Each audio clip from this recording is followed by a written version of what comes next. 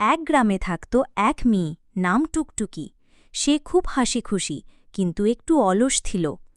একদিন বনের ভিতর খেলতে গিয়ে সে দেখল এক সুন্দর নীল রঙের ফুল ঝলমল করছে।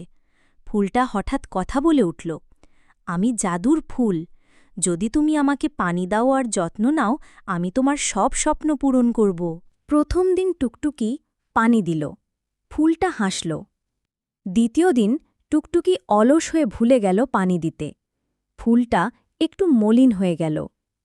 তৃতীয় দিন টুকটুকি বুঝল যত্ন ছাড়া কিছুই সুন্দর থাকে না। সে প্রতিদিন ফুলকে পানি দিল, গান শোনাল আর বাগান পরিষ্কার রাখল। 1 মাস পর ফুলটা চকচকে হয়ে বলল, টুকটুকি, তুমি শিখেছ ভালোবাসা আর যত্নের মূল্য। এখন তোমার ইচ্ছা পূরণ করো। টুকটুকি ইচ্ছে করল, আমার গ্রামে সবাই যেন হাসি খুশি থাকে। তারপর থেকে গ্রামে সবাই মিলেমিশে থাকতে লাগল।